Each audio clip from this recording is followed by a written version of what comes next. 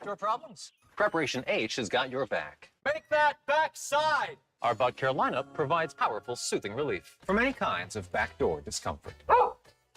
Nice tie. Preparation H. Get comfortable with it.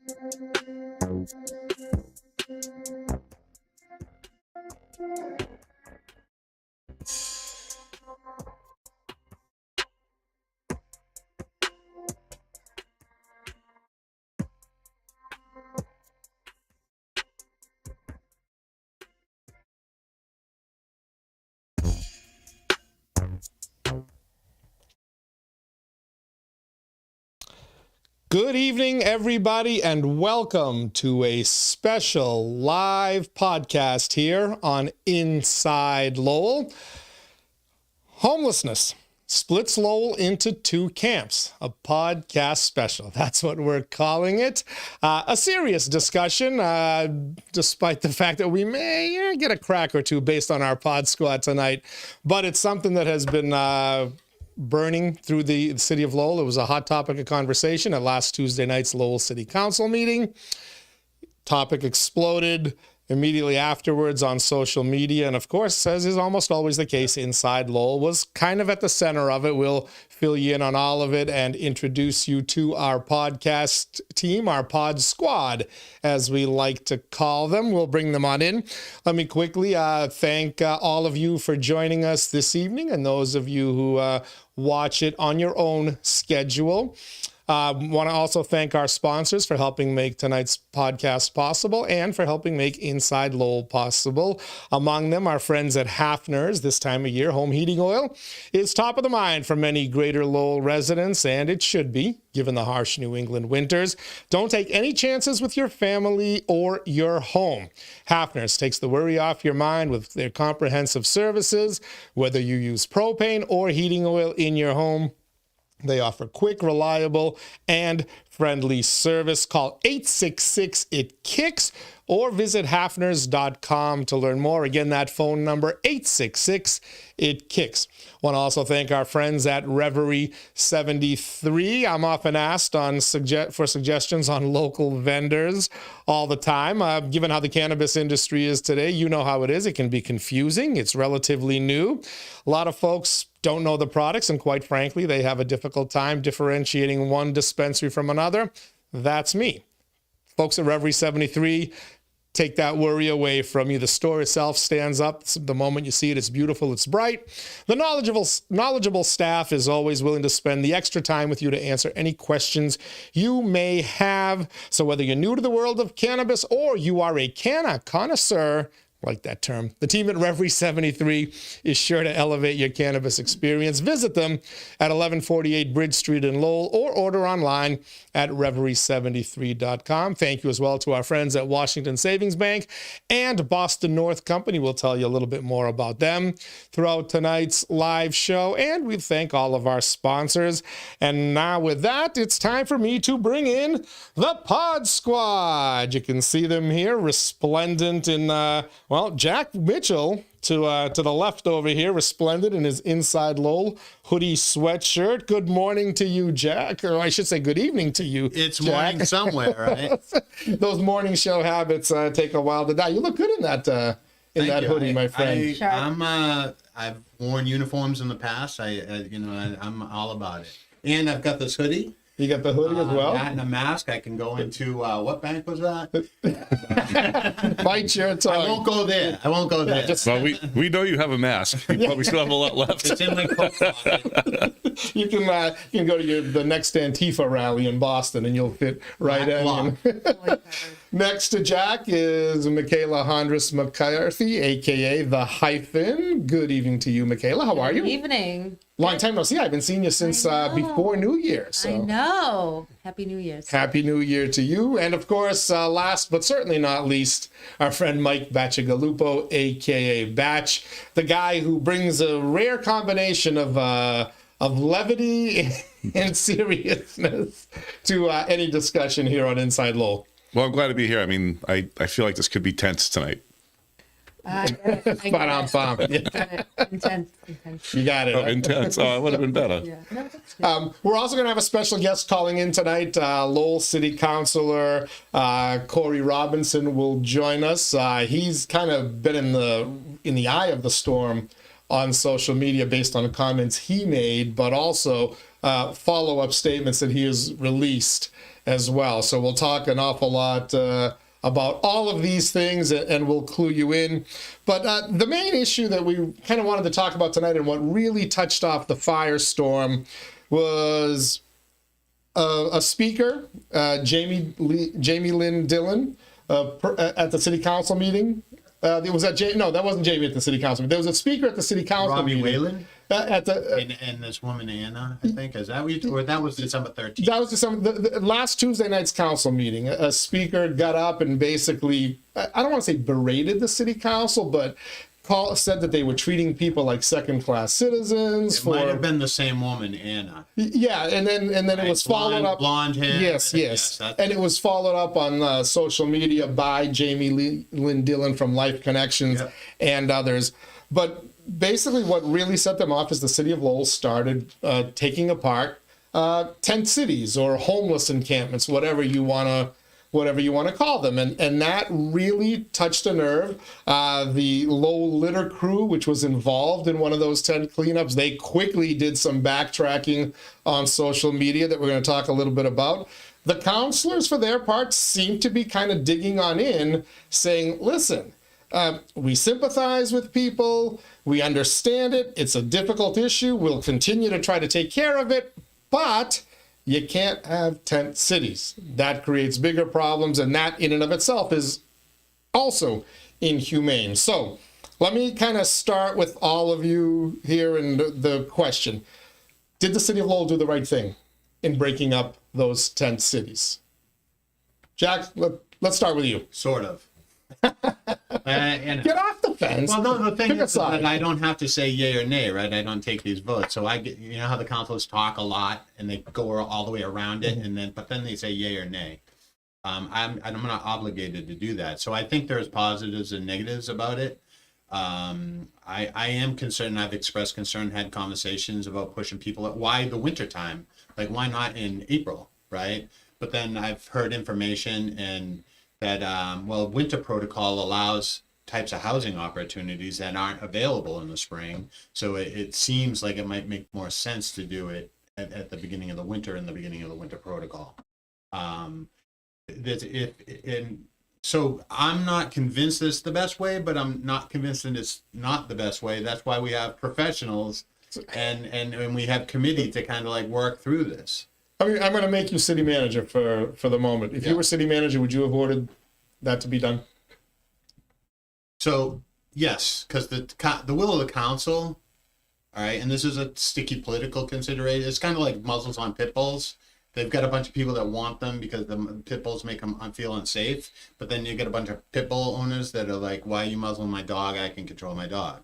And politicians never want to like alienate a resident or a potential voter.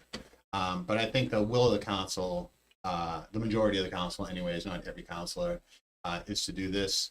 And in a way, the manager operates the city, but he has to function as an extension of the city council. So I'm not going to ask you yet whether you think the council is right in kind of pushing the manager to do that. Michaela, did the city do the right thing? Should they have let the tent cities stay there, especially through the winter?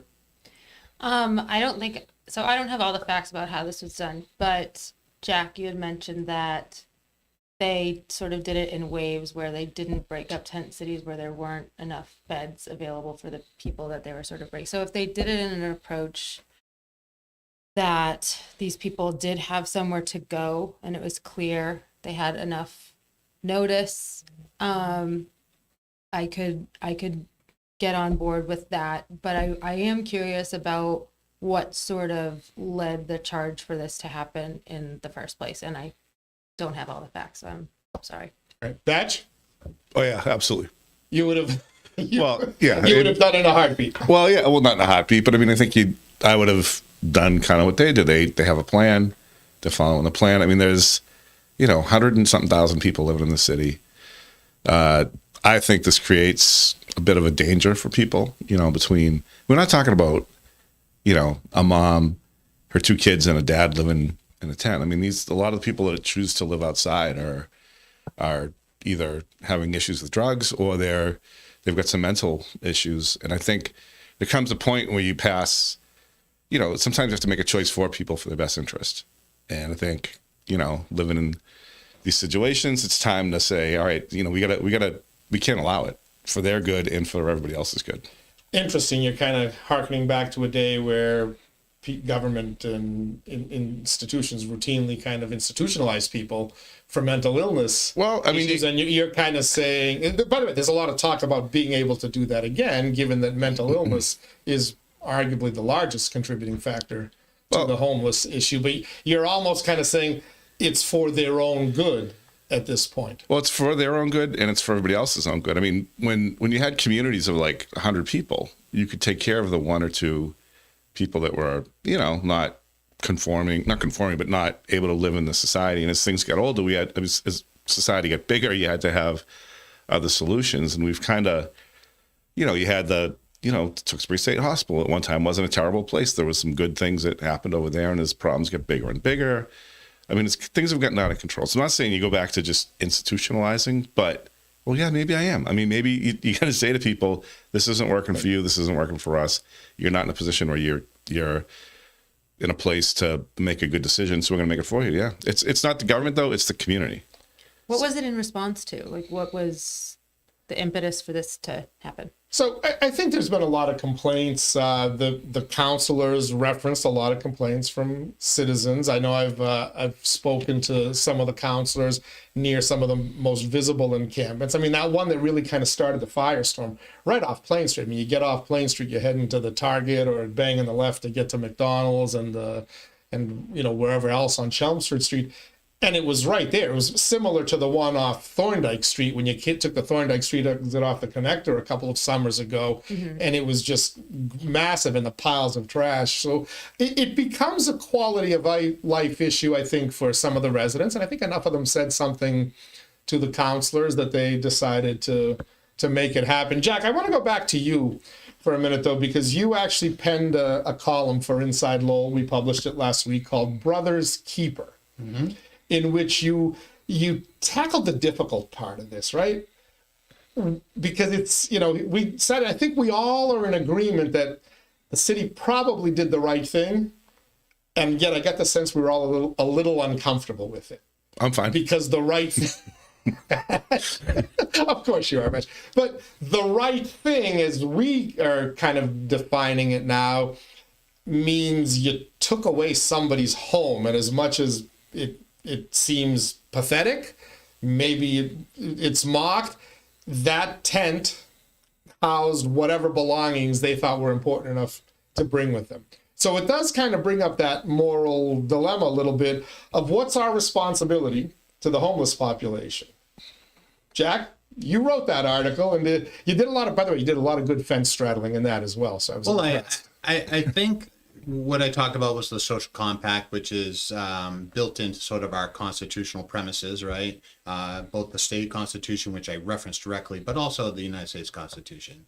We're here as an aggregation of citizens, and we have duties and responsibilities to each other. And they refer to that effectively as like social compact. And I've been reading some content online because, I mean, let's face it, we're a domain of the internet, right? We go out in the streets and we're connected into our culture here, but I read a lot on the internet. I guess that's the easiest way to say it. And there's this idea floating around that sort of the larger culture is obligated to support homelessness without equivocation. No questions asked, carte blanche, whatever you say, that's what you get. And the way I understand the social compact is we're obliged to each other. Now, I don't think that means it's equal. Everybody has to put in, exactly the same. I would expect that if people that are unhoused, or even if they're housed but they use out on the streets, right, that they don't discard their needles like just haphazardly. That if you have an encampment, I think you have an obligation to have some sort of a sharps container. You can at least do that. You should be able to at least police sort of your area. All right. Like, I think there's things that they can do to pay their way at the way they are able to. So are you saying that if they agree to abide by some of society's norms and do their part to not leave a polluted mess or whatever, we should be okay with the tent cities? I think the whole premise of all of the outreach and the care and ministry that's done out on the streets is this hope that these folks, the human beings like us, will come back into sort of closer to what that mainstream may be. All right, we're not all created equal. We're all given the same opportunity to maximize our potential, but we're not all born with the same potential. All right, not to tell particular stories, but it's not always drug abuse and mental health. And we should always be like, we're going to make some generalizations and tell anecdotes or whatever that speak to certain flagships or whatever to be a metaphor or an example. But this is a very broad population with a wide array of types of individuals, right? And I think, COVID, unemployment, places shutting down, then you have the housing market, prices going up, rents going up. People go into situations where they're just one car breakdown, one, missed shift at work away from homelessness, and you have, elderly people. It's not all just drug addicts and people that, What, the tent city it or isn't in the tent city? because yeah, go ahead. No, Well, I'm talking about homelessness in general. yeah, because I think Right. when you talk about homelessness, I think there's almost like it's a terrible way to put it, but like a hierarchy of homelessness, if you will. Like you've got a family that's homeless, right? An intact family, father, mother, 2 kids, right? It's tough to get into housing and stuff, but they're usually the ones that have first choice, first preference, the most options. They're not addicted to drug. It's an economic situation. It's whatever. But then you've got, as you go further and further down, and I think when you get to the, even if you're a guy looking to go into a shelter, the shelter requires that you're not drunk, you're not high. It's like a dry shelter. That's the one we have at Lowell Transitional, right?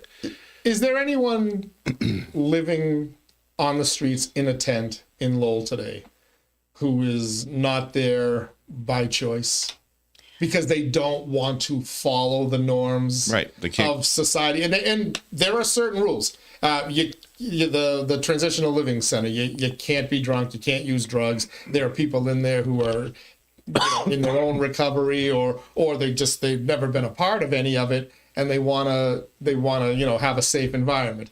You in a hotel, same type of thing. You get caught, doing drugs or whatever. Now you got to get kicked out of the hotel. Mm-hmm. My understanding is there's pretty much a bed for anybody out there, especially those that you discussed, elderly, one paycheck away, and they lose a job or whatever. Yeah. My understanding is all of them are housed. I'd be shocked if anybody that had their tent city destroyed last week isn't there because of some mental health or addiction issue. Well, I'd say is that a fair assessment? Well, I'd say if there was a lot of people that weren't, like families or one paycheck away, if there weren't enough beds, you start with those people first. Take care of them first. I mean, so that wasn't like before they went into the tent city, did they do a check of like who was actually living here?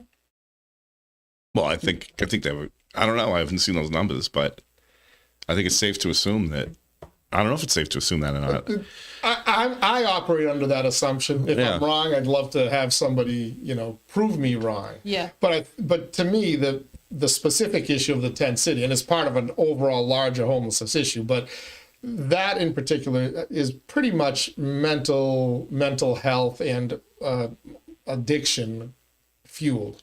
Mm-hmm. Is the issue we're talking about here. I mean, we're talking about our panhandlers. We're talking about the folks you see wandering the streets, especially the downtown streets during the day.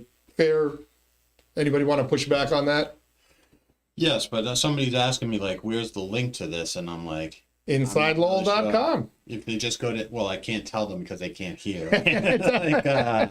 Tell them to go to www.insidelowell.com. I think if they go to YouTube and they go, it'll pop up on the live. You can also go to the Inside Lowell YouTube channel and you can watch live as well. Yeah, YouTube's the best way to do it right now.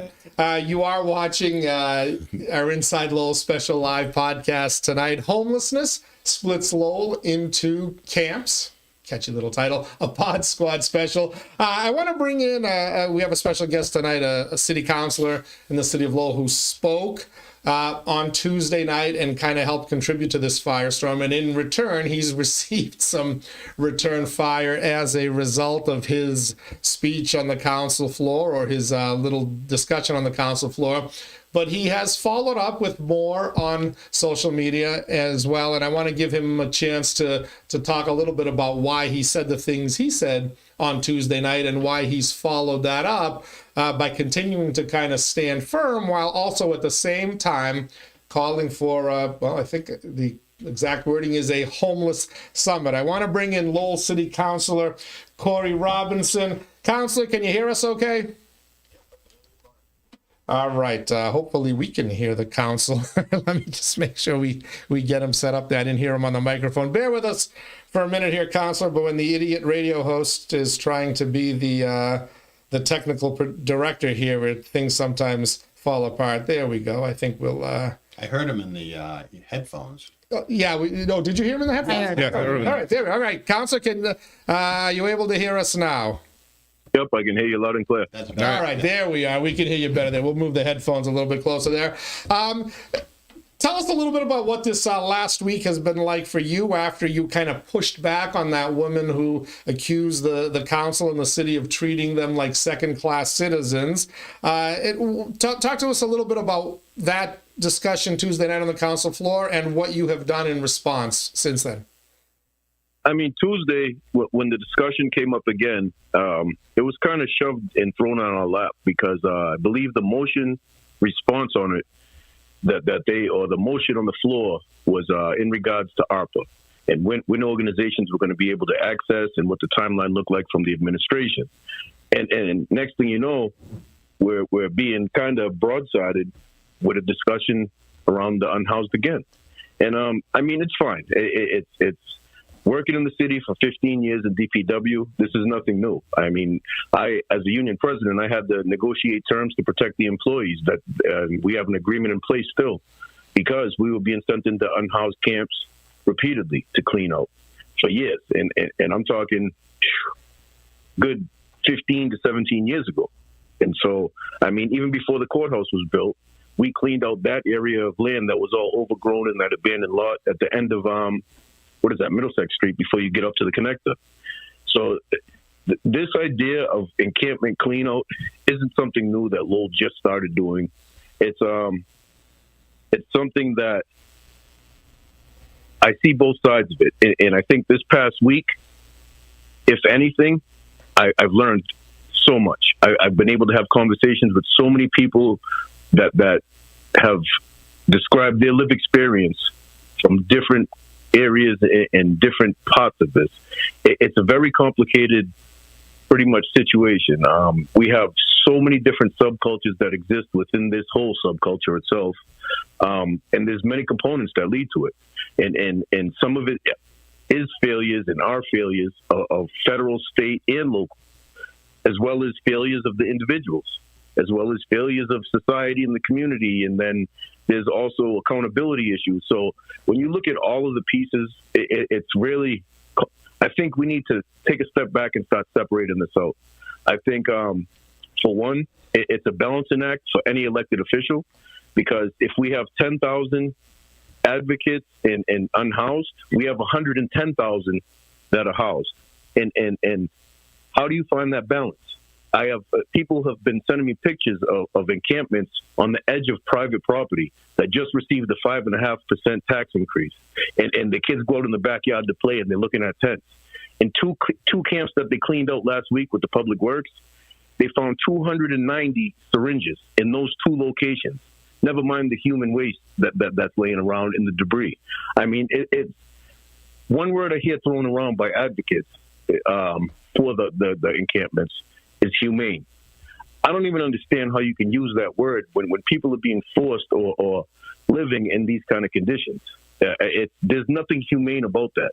And so I think, if I could for a minute, and thank you for kind of pointing that out, because as you said, you've been there and you participated in cleanups as a city employee, and there's a danger to it, picking up syringes. I mean, we created a kind of a task force and a group to go around, train them to pick these things up. But, you know, it's not just that the people are choosing to live outside. The conditions they are choosing to live in, if a landlord or a property owner ever allowed this to continue on their property and somebody filed a complaint, you'd have the city going in, inspectional services, and condemning the building, wouldn't they? Oh, absolutely. Absolutely.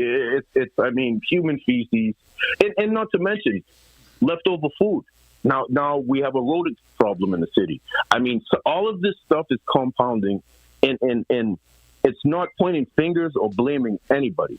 Nobody, I'm sure nobody in the right mind wants to live in this situation, and nor should they have to. So that's why I say we need to take a step back and start breaking all these many components apart in looking at what do we need to do moving forward to address the root of this? What do we need to do moving forward to do preventative work to stop the pipeline of feeding this problem? And what do we need to do long term to get some of these people that are willing to take that first step to better themselves back into the workforce, back into society? I mean, there's so many components when you look at this under a microscope. And like I was mentioning, this last week, I've been able to talk to so many people from different areas involved in different ways of it. And it really is fascinating. It really is. And I think one of the problems that we're seeing is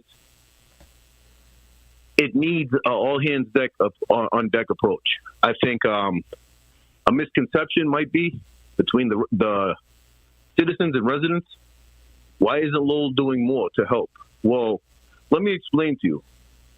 The funding stream and what it's going to cost for us to kind of work our way out of or start to dent this problem, there's no way the city of Lowell can finance that.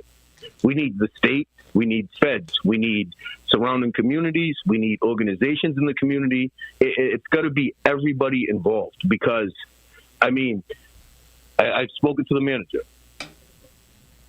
His idea, his goal, his ultimate plan would be long term, 5 or 6, say 30-bed type housing facility shelters, but each one specializing in a different area.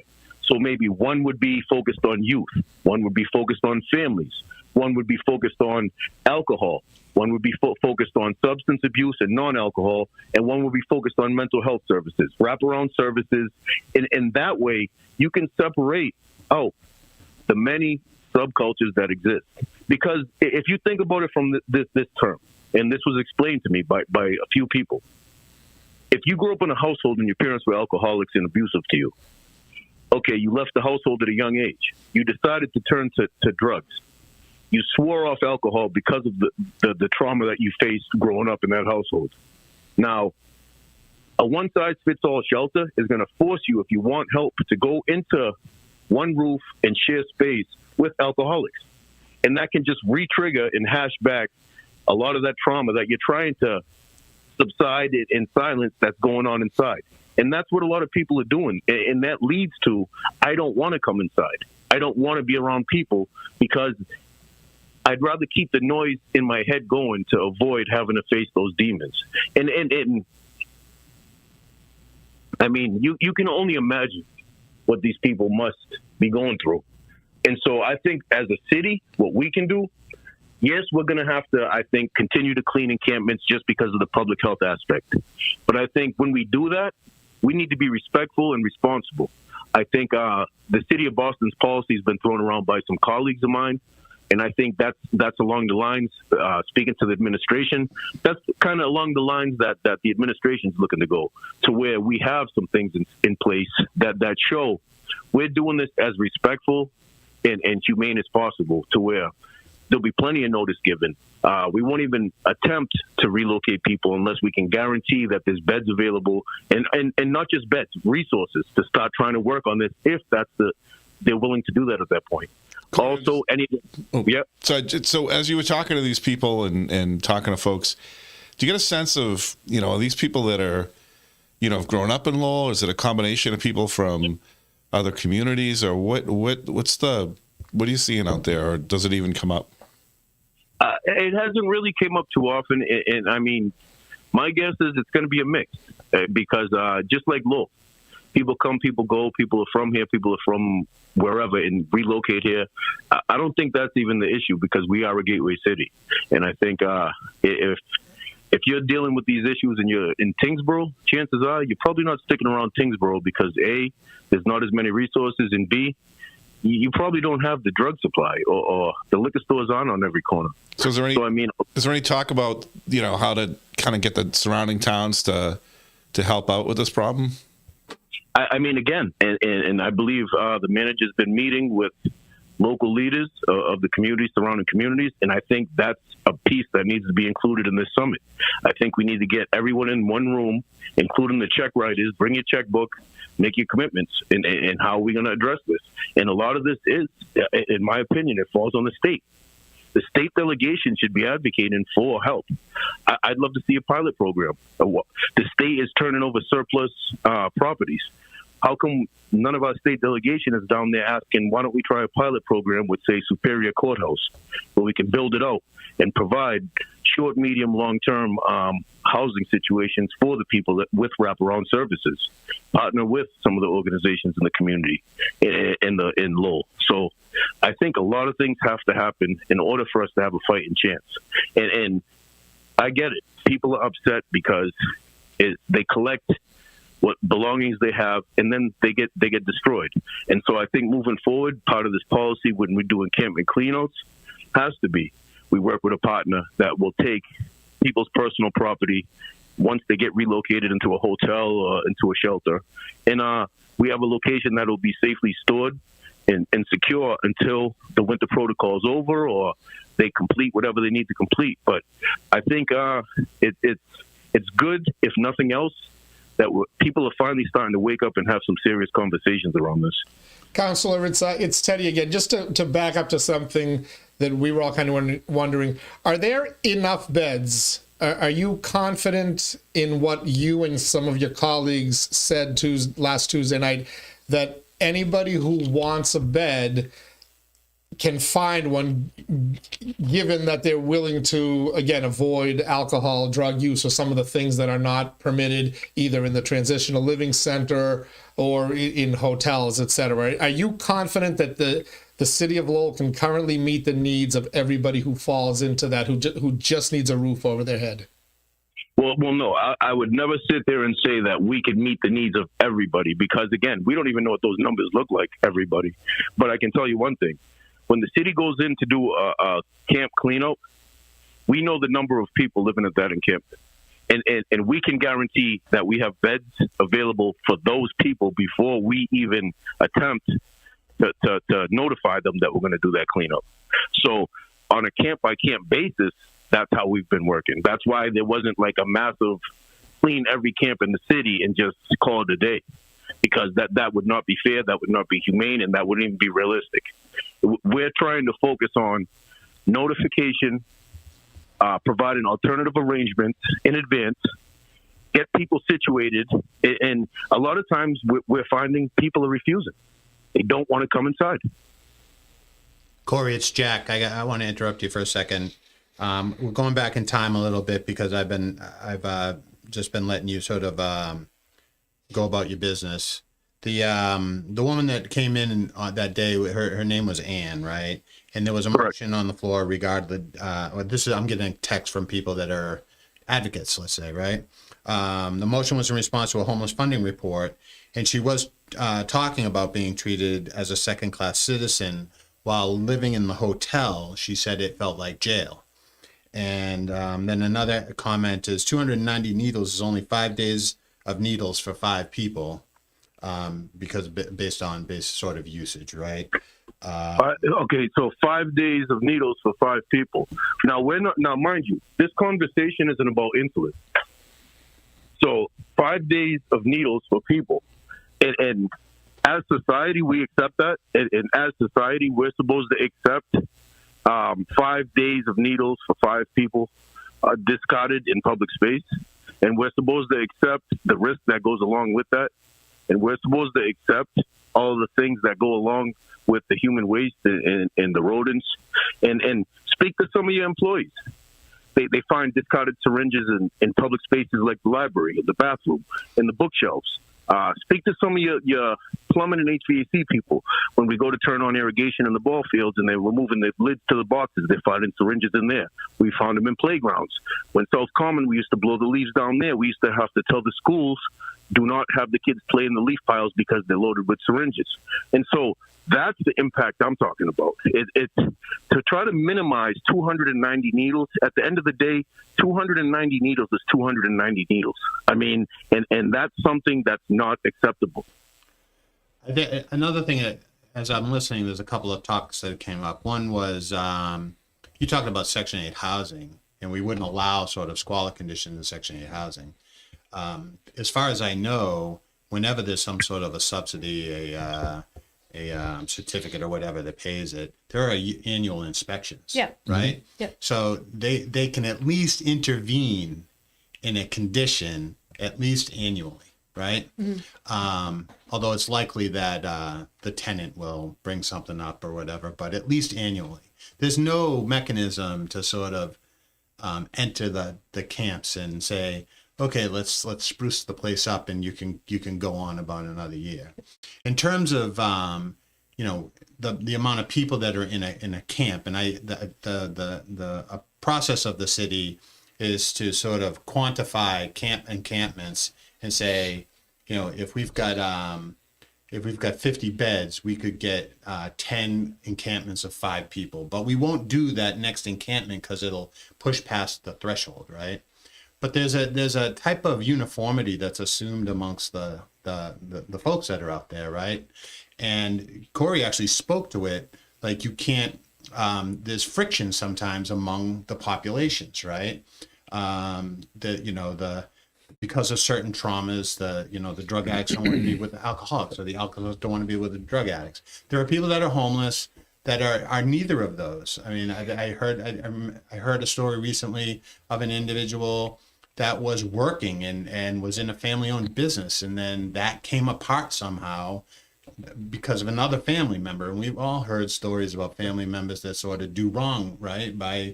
And then that kind of forced them into homelessness. And, luckily it seems for that case, because they weren't, I'm going to use the word hardened homeless for lack of a better word, the transition back into sort of housing and whatnot was much easier because those folks were like holding on kind of white knuckled to the life that they had before. Yep. They didn't abandon it or run away from the trouble of their previous life. So when you say you have, 50 people, 50 beds, not every bed is the same. I use a square peg round hole. If you have to have the right matchup. Yeah. And, Corey talked about the noise, the process, the people that are trying to cover up kind of things that are inside of them with either drug use or even the process of survival puts them into sort of a fight or flight kind of mindset, right? And it takes up so much brain process that it keeps them keeps them away and distracts them from the inner demons kind of thing. And when you put someone in a hotel room, they're sitting there festering what do you call that? Stewing in your own juices, right? There have been cases of suicide. It's not everybody fits in the solutions, and I don't mean to crap on shit. Fuck it, we're on this, right? I don't mean to shit on this. I don't want to shit on the counselors, right? But when you just glibly sort of say, like, go bed count, body count, bed count, and match them up, equal, easy peasy, let's go, right? Yeah. It's not like that. There's a word in this, and there's a word called triage. Triage and there's assessment of the individuals. Assessment of the individuals is to find appropriate care. All right. And, it's not just 5 bodies, 5 beds. We have to think through this. There's different traumas that everyone's kind of bringing to the table. And I think that's kind of what Councillor Robinson spoke to, Councillor, when you mentioned that the long-term plan is, well, I don't know the time frame that it's possible, but to try to create facilities to deal with each of the different issues that contributed to the homelessness and need to be kind of overcome. Any sense from the manager in how long-term of a goal that is to be able to pull something like that off, to find 4, maybe 5 different properties, or you may need more that have enough beds to accommodate all that? And any sense from him or from your colleagues on how long that could take? I mean, no, a realistic timeline it's very, very early in the game with that. I mean, you have to think that it's going to require partnerships across many lines. It's going to require state. It's going to require organizations like CTI. It's going to require smaller organizations like Matthew in them that are doing outreach. Everybody's going to have to be involved. It's not something we can fund our way out of alone. And I think, Jack, hit the nail right on the head. It's not a square peg, round hole type of situation. A one-size-fits-all approach does not work. It doesn't really do anything in this situation. But at the same time, if you look at an instance like the case he brought up, somebody that has lost the job, and I think that's another component of all this. We need to stop this pipeline. We do need affordable rents. We do need some kind of way to provide people permanent long-term housing that aren't suffering from the demons in their head. We do need to provide work opportunities, employment opportunities, and the Career Center is more than willing to do this. They're willing to work with people. So if people did fall on hard times, ended up unhoused, living in a car or whatever it may be, and people laughed and joked about potentially looking at a garage as a location. Other communities have turned unused portions of garages even to the unhoused people that are sleeping in their cars because it offers a safe space. With our basic housing first approach, that's something that it's a tough sell in some instances because, as Jack touched on, if someone's forced and they're not ready to sit and deal with those demons in their head alone, it's tough. And so somebody that's not dealing with the demons and fell on hard times, there are resources out there. And chances are, if you are in an encampment and that's your situation, when you get the tap on the shoulder from a co-op team member saying we're here to offer services, you're probably going to take advantage of those services that are offered without resistance because you're trying to get back on your feet. Those are the people that, if there's anything easier, those would be the easier of the group, I think, to get back on track. It's the people that are still fighting that internal problem that aren't ready to take that first step that we're dealing with as a society. And the hardest thing is to get some of these people to come in or to get some of these people to trust somebody else. And in the meantime, we're seeing the byproduct of a lot of these problems just starting to compound. Yeah, I mean, you can't wait. I mean, I like the plan. It sounds great, but you can't wait for all that to be in place. You still have to do these sweeps because there is the other side of it. Like you mentioned, Yeah. You've got people that are on the edge, living where they're not supposed to be or where it's not safe for them or for the neighbors, and you're creating all this biohazard. I mean, we worry about disposable straws, but talk about single use. I mean, But then you have neighbors that don't want these shelters or this affordable housing going up next to them. So, I mean, the House of Hope that was an 8-unit project that could have housed potentially 16 people, got them off the streets, but because, of... The conversations need to keep happening, and I think in the meantime, I think the city out the gate, we need to tighten up the policy we follow when we do encampment cleanups, and it has to be something that's as respectful as possible. And I think we have to cover every base. We have to cover every concern that the unhoused have and the community wants to see in place.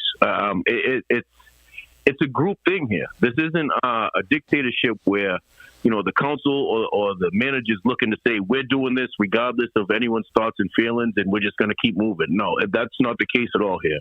We're trying to provide a basic service and be mindful of all residents, unhoused, housed.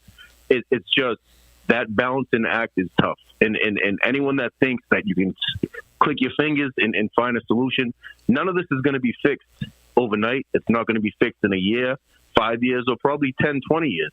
But we need to have some kind of program in place to where if someone is in this situation, there's resources available to get them to step one all the way back into society if that's what they want and they're willing to do and ready to do.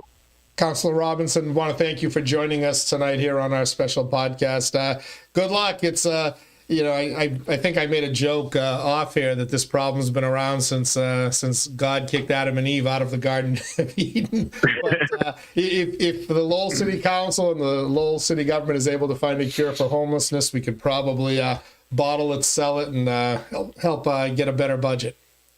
Yeah, well, hey, thank you guys, and I appreciate the conversation, and it's going to take a lot more of these from all areas of the city.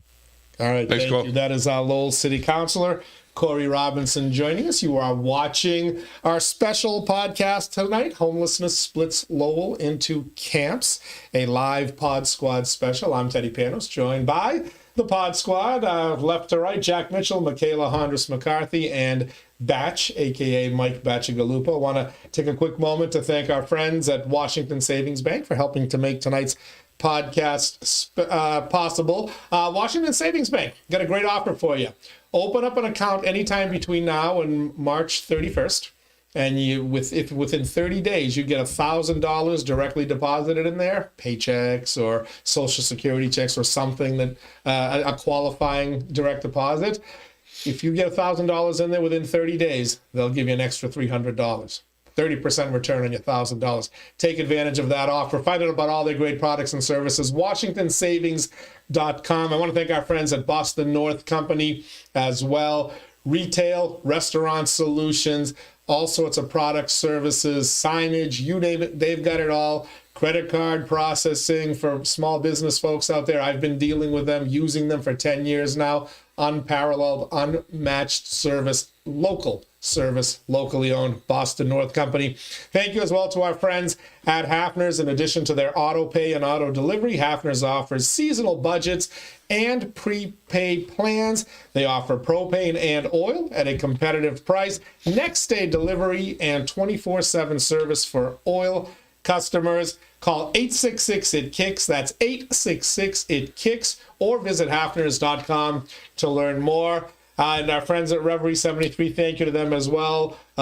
Cannabis Dispensary, their mission statement: to listen, explain, inspire, and delight. They've got a location at 1148 Bridge Street in Lowell. They're opening up 2 more this year, one in Beverly, one in Gloucester. And their focus is on customer education and customer experience. Visit them, as we said, 1148 Bridge Street in Lowell, or order online at reverie73.com. Back to our podcast discussion here. So basically, if you listen to the plan that, or the discussion that Councillor Robinson kind of laid out there, we're going to do this, we're going to do that, we're going to do that. On top of all the other resources we have to deal with homelessness and all the other issues, screw the other 100,000 citizens of Lowell, right? Residents, you'll be okay if we cut a little money from here and there, because we've got to take care of this problem. Well, one place I would start first off is some kind of census of who's out there, who is in the camps, where are they from, why are they there, why are they out there, how long have they been out there, what are we dealing with? Well, there's a co-op team that goes out there and does. They try to get as good of a census as you can. They go to the camps. There's constant outreach going on, and they also try to kind of figure out well, how many beds do we have? Where do we have? Where can we put these potential people? The city's been working on this for a couple of years. Have you heard the numbers though? I haven't heard the numbers. It sounds like they do it before they break up the camp. Right? I believe that to be the case, although others are saying, and Jack, you've spoken to folks since penning your column, by the way. It's called Brothers Keeper. It's on InsideLowell.com. You're promoting me. I'm promoting your column. Well, because you actually did a little bit of research, because since then you actually toured Life Connections. Yes. You got invited by the woman we were speaking about earlier, Jamie Lee Dillon, who has been Jamie Lynn. Yeah, I keep calling her Jamie Lee. Jamie Lynn. I keep thinking of Jamie Lee Curtis. Jamie Lynn Spears. Think of Jamie Dillon. Did you see that movie? It was awesome. Nobody saw her in a while. Has been running Life Connections, which pre-COVID, my understanding is that dealt specifically with addiction and recovery, trying to help, and then kind of transitioned during COVID into supplying some services for homeless. Added. On top of it. I don't think anything stopped, right? It wasn't. And she's been very, very vocal in this discussion. She used to, from my understanding, run the program at the Best Western Hotel in Chelmsford, where they would kind of relocate some homeless folks. Okay. She was in charge of that. That is, since the COVID emergency ended, that kind of went away. From what I understand, is they've also transitioned their church into their facility. I apologize. I think it's at a church. It is a church. They've transitioned it into a 30-bed shelter. She Not they added that, they supplemented They their still have the existing best programming Correct. with sheltering. with a 30-bed shelter. Yeah. That's right. I keep saying transitioning, but that her upset appears to be that the city, while originally giving her a waiver to operate a facility for something it's not intended to be, now said, well, listen, you now got to put a fire sprinkler system in there. And that kind of, got her all upset because she said the state, to paraphrase, gave them the okay. The state said, we're okay with this. Is that, having toured the facility? There's a very specific, there's a lot of moving parts here, right? Waiver is a trigger word to, play that game, right? There's different code, there's specific code associated to churches, places of worship doing sheltering operations, right? So then there are conditions like a state of emergency. All right. Now, some of you, not everybody knows all my entire life, but I do emergency response work. If there's a big hurricane in Texas, I go down there with a group of other veteran people, right? Team Rubicon. And we go and we gut houses and help people that have been affected by natural disaster, right? And more often than not, where we stay is a church with a bunch of bunks, right? It's all open sort of barracks kind of style. And I can tell you, I've never laid in my bunk and looked up to see if there were sprinkler systems. I don't know. But in state of emergencies, things that aren't allowed are now allowed for that period of time. So if you take what a church is allowed to do under the code of the church itself, right? And then in addition to the state of emergency, the question of what was going on over there, whether there was a sort of discrete bookends to it, that remains to be seen. I think that if we got 4 feet of snow like Buffalo, they'd have cots back up there, and the city would be kissing their rear end to get them to take people. So it's out of necessity. Yeah, instead of playing hard nose. Correct, but that's not the situation here, because as you sent us the codes prior to tonight's broadcast, you can see there are allowances for an emergency, the 4 feet of snow. Temporary situations. A church may house people for up to 7 nights in a row, for up to 52 days in a year, I believe, was the number.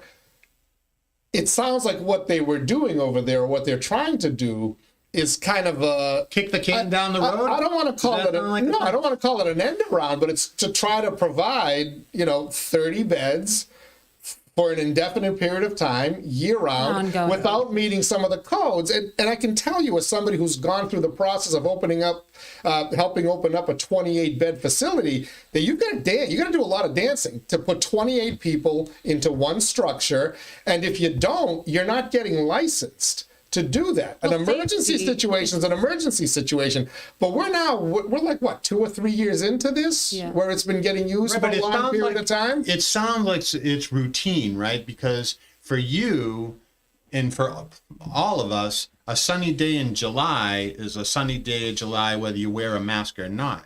But the whole point of the whole ARPA funding, right, is that there are certain populations that are affected by COVID and what's going on, right, more than others. And so there's a reason why they've had continual operations. Because even though we don't, I'm over at the Athenian Corner, right? And we're drinking it up and joking and having a good time. But there's still we're kind of avoiding the pandemic. But other people are much more affected by it, and that it's not just a continuation and sort of kicking the can down the road. Although I've got to say, there was definitely a point where there's an understanding that it comes to an end. But when I went in there, that place had been renovated, right? It has new tiling, like you look at the outside and it's kind of like my house on Coburn Street. It looked like crap from the outside, but you go in and it's well taken care of. Is it right? open like ceilings or like a No, it's church, all or is it- suspended ceiling like that, and So they've why got. can't they just put a sprinkler? Well, I don't know what they can and can't do, but they do have hardened smoke, right? Like there's if you read the code, there's requirements, right? So I've got a picture, you can take my word for it, but I'll show you. But there's a fire alarm box, right? That's all for temporary. That's all contemporary? No, it's for temporary. Oh, that's temporary. If you read the code, it says sprinklers or this. For a temporary shelter. Right. But there's a reason that you have these things in the codes. Safety. Because safety. So, I mean, how indefinitely? I mean, as I said, the homeless problem has been around for thousands of years, folks. And it's good. I got news for you. No matter the great intentions of Councilor Robinson and Homeless Manager and Golden, COVID. Wait, how does COVID. how does taking people that are living in tents and then putting them in a room together help COVID? How does it Well, help? Like with COVID? Well, Isn't that the opposite of what you're supposed to do? I don't. I No, want to go for answer. it. The reason why this all started in the first place, I've got this anxiety because I know you guys want to scoff it in the first place, right? No, I don't want to just scoff it, but I mean, it's I'm going to scoff at it a little. Let it There go. was sheltering at the transitional center, right? And then Which is a but dry shelter. because of social distancing, their capacity, their occupancy was reduced, right? So that created an overflow. And so the reason why this part was to handle some of that overflow. right. That makes sense. Completely understood. All right, that's what you mean by the COVID thing. I get that. All right. Right. But we're now 3 years later. With all due respect to Jamie Lynn Dillon, and I've been told they do phenomenal work out there, especially in terms of the addiction crisis. But she knows what she needs to do at this point. And I believe it's about $80,000 was the number bandied about. They need to put a fire sprinkler system in for $80,000, which my understanding is pretty darn reasonable from people I've talked to that have put it in for hundreds of thousands of dollars. So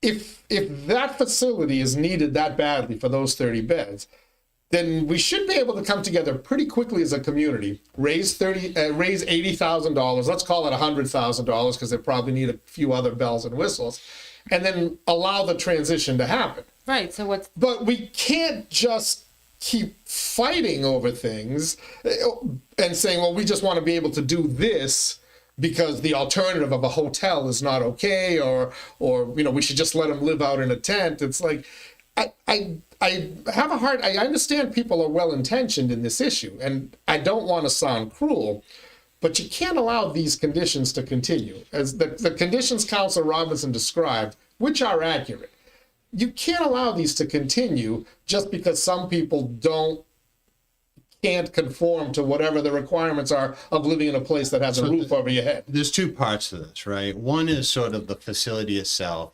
And I get that sense that it's kind of like, well, if I'm required to run a dentist's office and I have to have a code for a dentist's office, but here there's a competitor dentist that's allowed to kick the can down the road, it's unfair, right? Sure. And so let's just be fair. Sure. Okay, let's be fair. And in a way, I don't argue that point, all right? I'm not arguing that point. I don't think in perpetuity any facility should be able to go by, right? But there are reasons why the church is separated out. And if you consider it an exploitation, you might be able to consider that, right? But that's just the way it is, right? That's just the way it is. See, I would be concerned that if we were going to have a shelter and you were going to allow, it's not going to be a dry shelter, because if I understand correctly, it's not a dry shelter.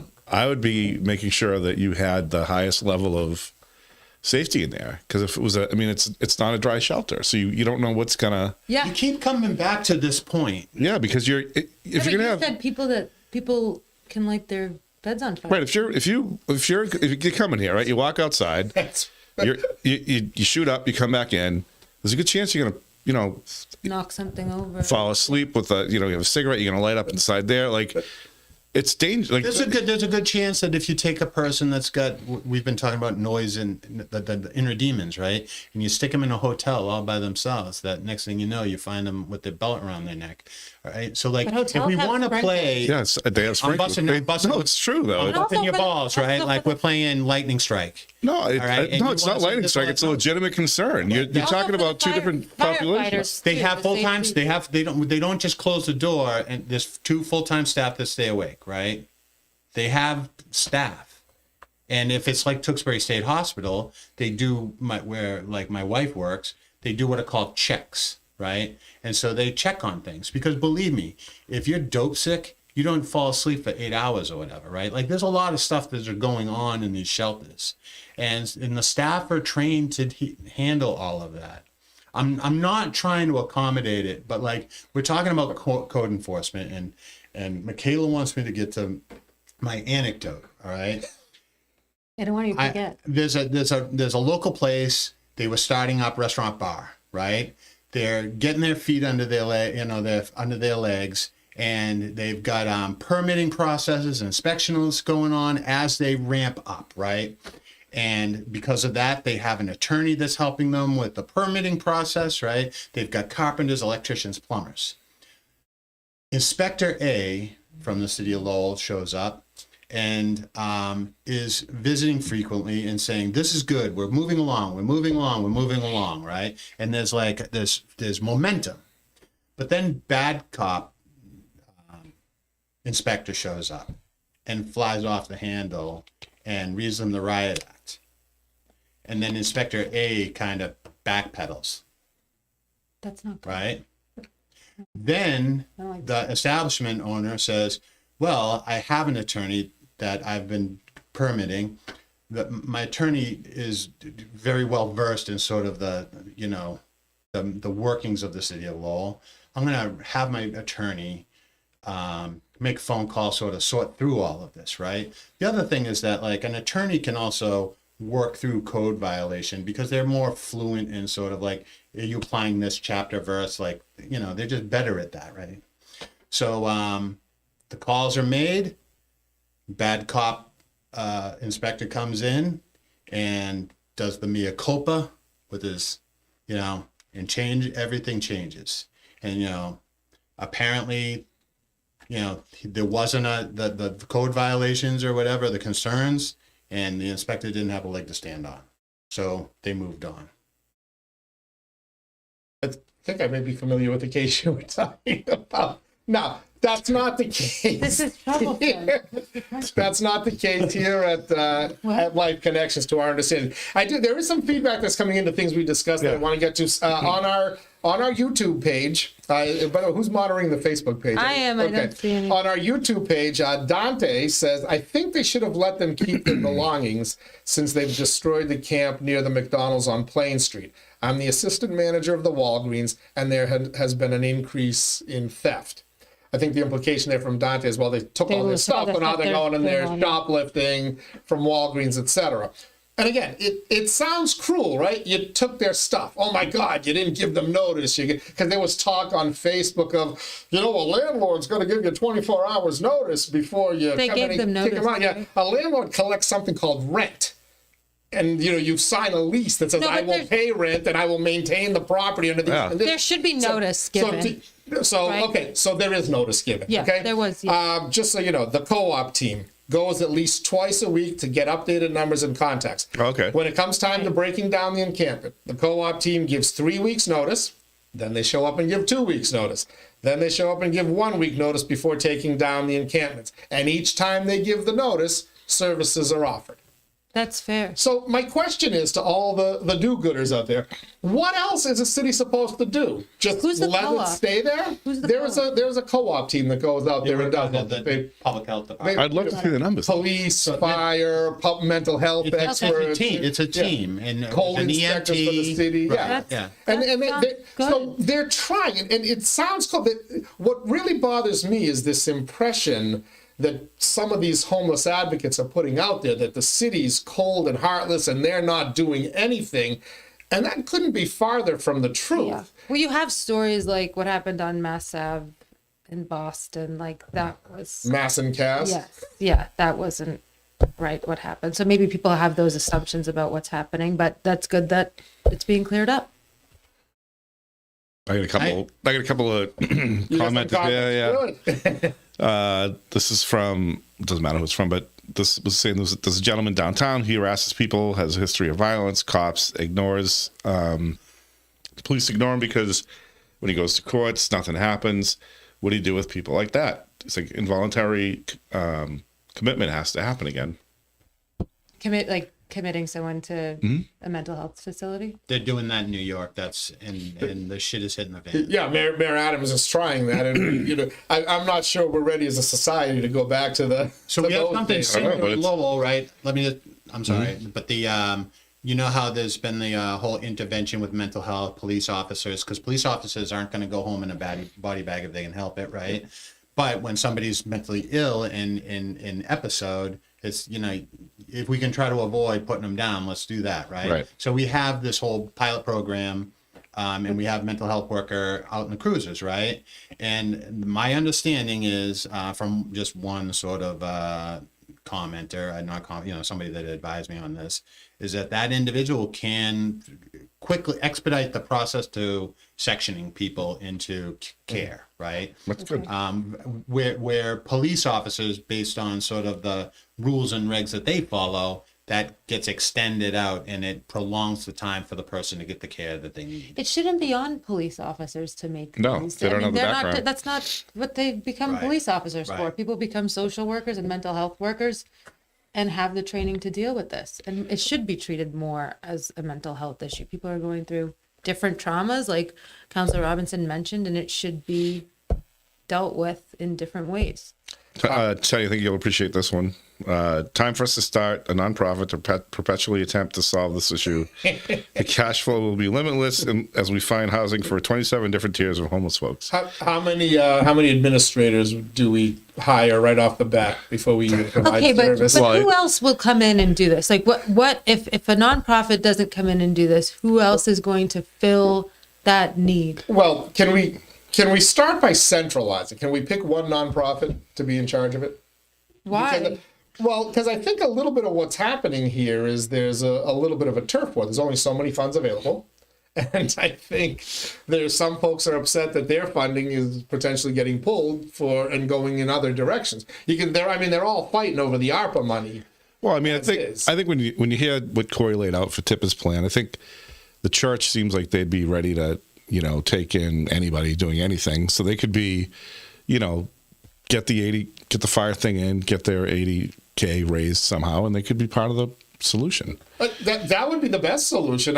I would, as somebody who's spent 3+ decades in working in media and knowing a thing or two about public relations, I would advise to maybe be a little nicer. You catch more flies with honey than with vinegar, and also don't make demands. I think when you start to, and I'm not sure if you're going to be able to see my screen here, but I captured this beauty from social media. Our demands. And as soon as I see that, I start to lose my mind. If I were city councilor, I would really go click off switch.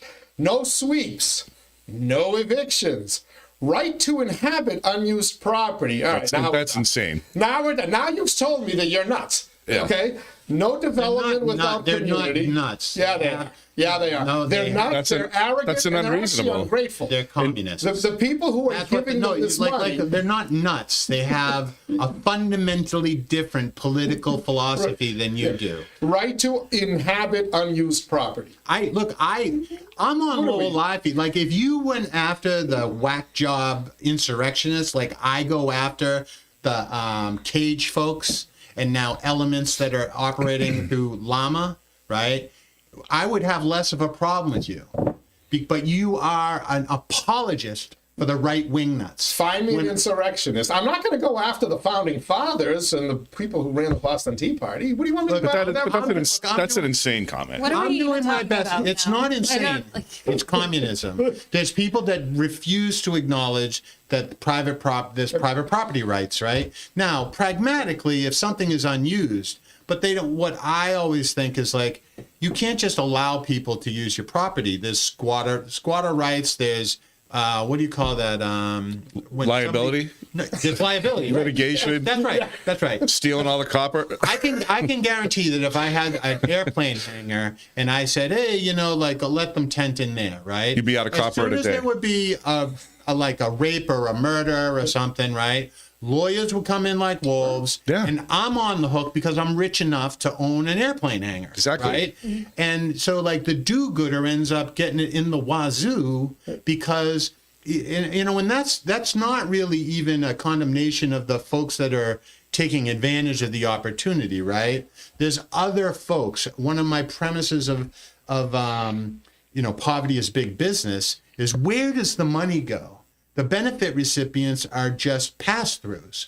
So, sometimes it's hard to do good because of these other wolves that are out there to sort of exploit a situation. Well, how do you get people? So we were talking earlier about the sort of hierarchy of homeless. And so there's only so many beds, there's only so many hotels, shelters, whatever, to go around.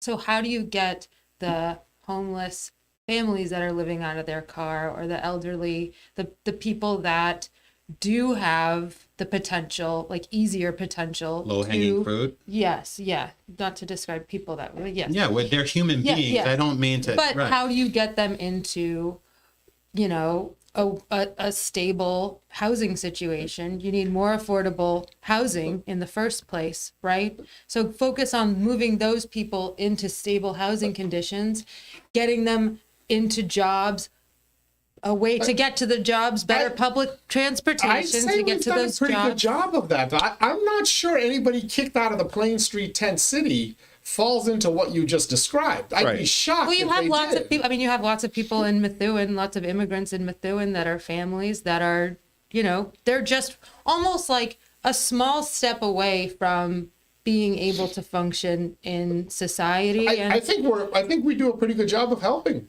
those folks. I think they do make housing available for them. I think there are enough social services programs out there that if people there's not enough units of affordable housing. That's the problem. So that's a bigger issue and I'm sorry, you're That's never the gonna, issue. If you don't think you're going to solve homelessness, no, the tent cities aren't an issue of affordable housing. The tent cities are an issue of people can't function in society. They're so messed up on mental illness or addiction. There's only so many shelters to go around. If you take the low-hanging fruit out of shelters, out of temporary housing, and you move the tent cities into those shelters, why?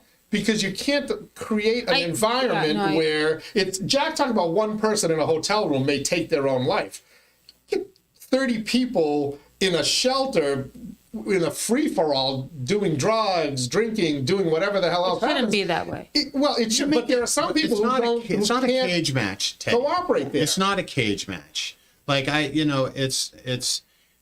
I'm sure that if you were to be able to get the data of 911 calls to the LTLC, and then on the other side of the street, the Life Connections, right? There'd be more 911 coming out of the LTC. They've got more people, right? But it's not a cage match in there every day. There's a type of. I didn't say it's not a cage match in there every day, but they kick people out. That's right. For certain violations. Lifetime bans. If you allow it, then it becomes a cage match every day. Is that humane treatment to have people who desperately showing up some night because they do need a bed for one night? You're going to introduce them into that environment?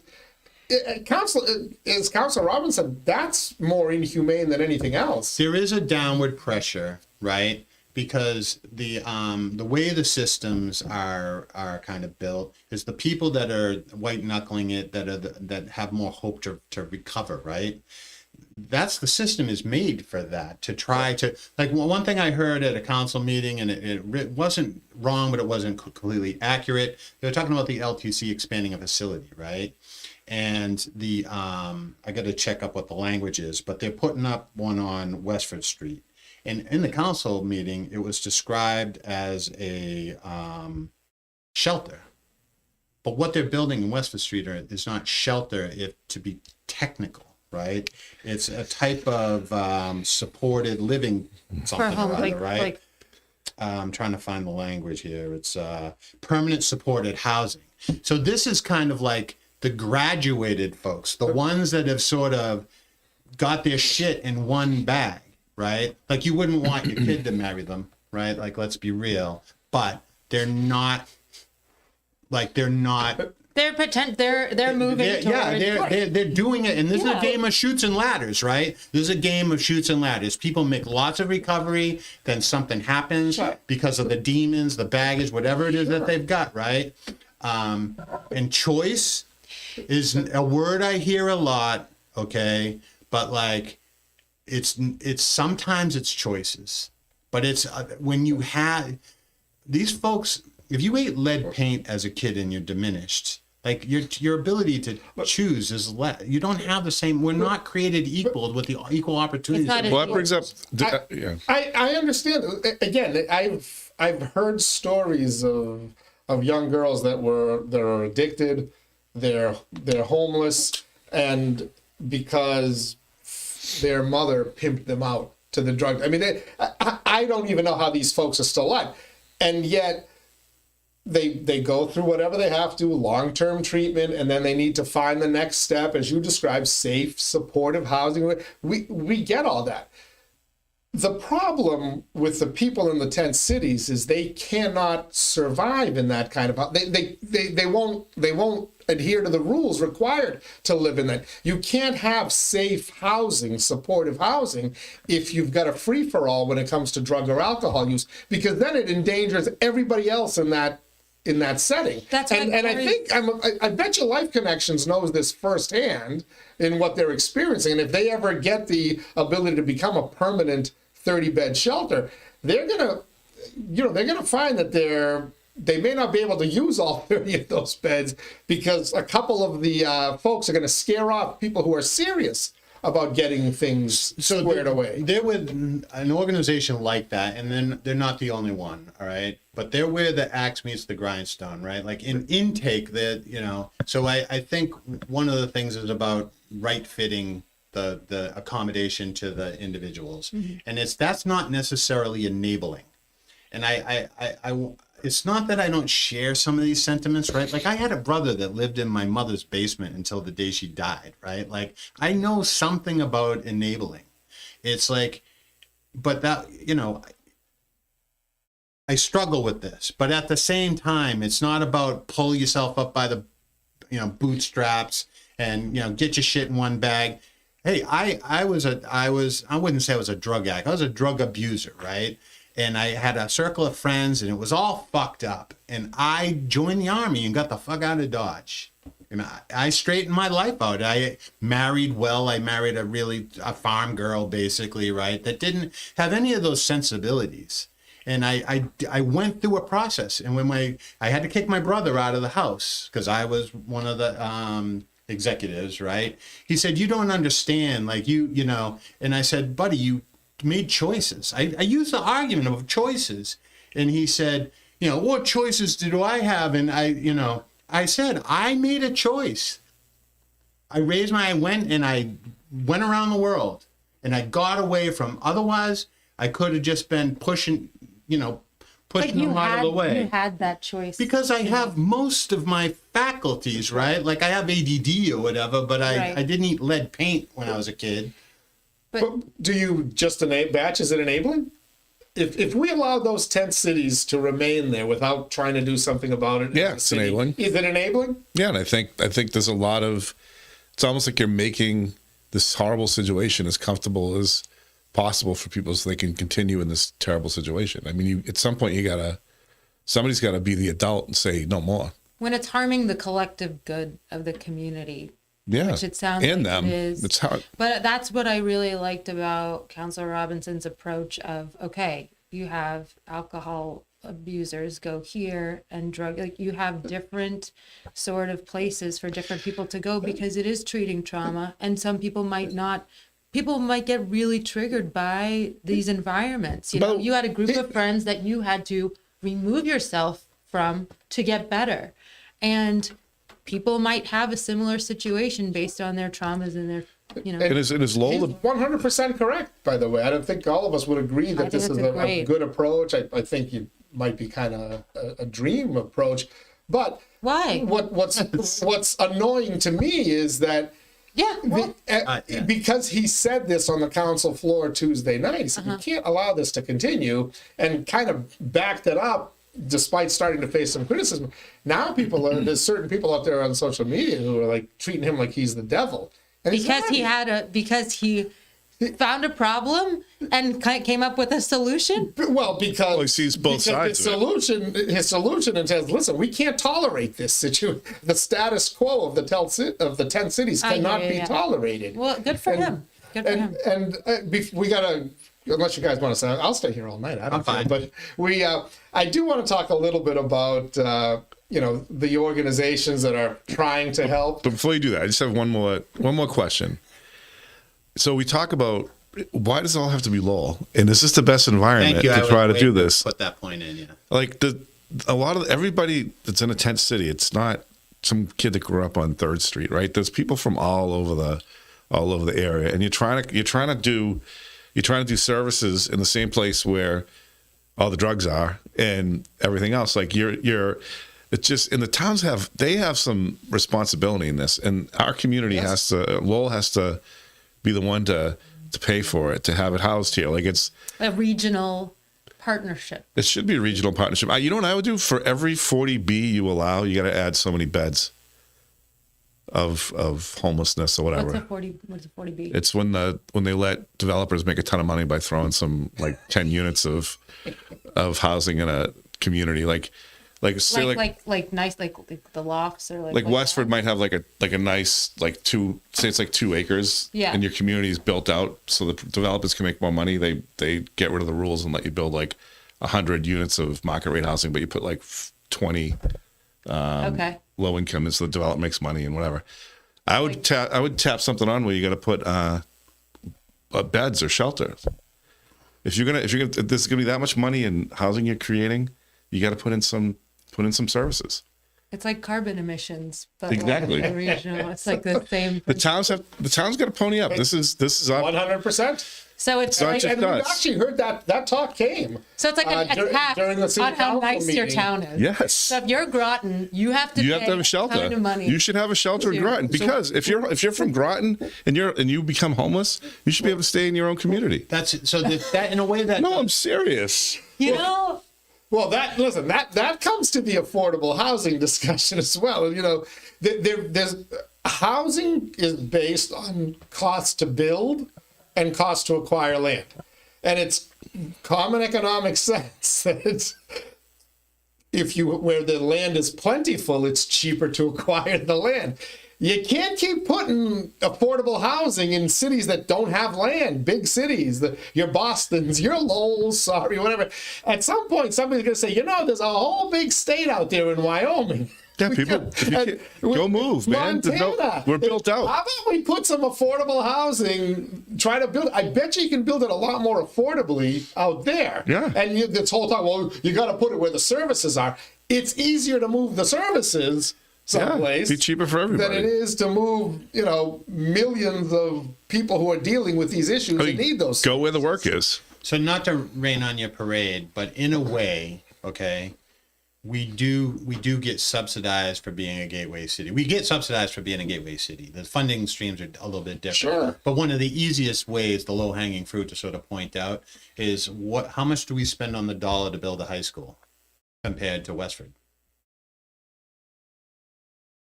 Why is that? Why does the MSBA subsidize our schooling, right? It's because of demographics and things that are considered investments, right? That drive investment by the Commonwealth. And if you have a 79% white population with college educated parents and a median income of $87,000, you get a nickel or whatever, right? I'm exaggerating. But in Lowell here, we're getting 75 cents on the dollar, right? Somebody can argue that point. I wing numbers out. Are we getting extra dollars for homeless? I look. We can talk to the CFO, all right, or even talk to some of the call PTI, call Kyle Howe or whatever his name is, right? Like, get an expert. I'm not one of those. I wear, colorful t-shirts. Well, no, they do get money for it, but there's more than just the money. There is an impact. The money comes, and I remember my radio days having this battle with a listener from Billerica who always decried how much money Lowell got. Like, well, tell you what, take some of the issues that Lowell deals with, when they bring the 30 Afghan families here after the evacuation, or when the Syrians were coming in 20. Take some of them into Billerica, get them into your schools, and see is every dollar that Lowell gets really meeting the need of educating families and dealing with the issues that immigration and poverty and whatever brings in. And there's nothing wrong with it, but it's just certain poverty brings across extra financial needs, puts a burden on a society. Right. And, I think Westford is more than happy to let Lowell keep getting as much money as they're getting for the high school. They'll pay extra. Yeah. Right? Well, they can take some of their property taxes and distribute it to. They'd be more than happy to. Threaten them with one homeless camp, and you watch how quickly they'll turn over. Guess what, Teddy? That's socialism. But there's a tipping point in a community where you can handle X amount of. You can have so many low income folks or services, whatever, but at some point that becomes the only thing you have in your community, and we're past that. But say it, Jack. This is what's Jack, the biggest business in the city? This is Jack Mitchell, full throttle, right? No, I know, I agree. Right. Poverty is big business. No, I know. And we're all here right tonight, right? We got our asses in a knot about fucking 200 people living in encampments, right? Oh, we don't even know that. When you have 15,000 fucking people doing the Thorazine shuffle, living in Section 8 housing right across the street, your median income downtown is in the shitter. All right. And these are people that, look, it's through no fault of their own. I'm not trying to demonize human beings. All right. But we've got small business owners, and I think your father's great, but, if the business, I'm not going to lose any sleep over it, right? I'll go find a free beer someplace. Thank you very much. Mythos, right? But the money is being made on all these people that have roofs over their heads. Right. And I think maybe, I don't mean to make it sound like these are evil people, but what are they pissed off that these people aren't on Section 8 vouchers? If we had Section 8 vouchers for people to live in shelters by the river, would we really be pissed off about it? And again, just the numbers. If you've got 300 people living in encampments, but you've got 30,000 people living in Section 8, and does anybody even know what the numbers are? Oh, we get into privacy stuff, right? We've got a low median income in this downtown area in Lowell. Lowell is depressed because we're not allowed to gentrify. And I don't mean gentrify black, white, brown, right? I mean class gentrify. We're forced to accept a certain percentage of poverty, and that suppresses economic activity and enterprise. I really agree. I agree too. I don't know what to say. Stop. Keep going. I don't know. What is your solution? What would you do instead? I mean, I agree. Spread the wealth. So I agree, or lack thereof. I agree. There's a flaw. There is a flaw in the system where what are we incentivizing? Are we encouraging people to make below a certain level of income? Oh yeah, of course we are. Because then their assistance stops flowing at a certain level. Oh yeah, we don't want them pulling up their bootstraps. There's a sweet spot, right?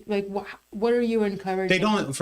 Okay, so first I want to draw a clear line. All right, the homeless, the unhoused, right? The folks that we started this show about, they're a very small population, right? But they stick out like a zit on the end of your nose, and you don't want to go out on the date because you're like, oh, right, you got an image problem.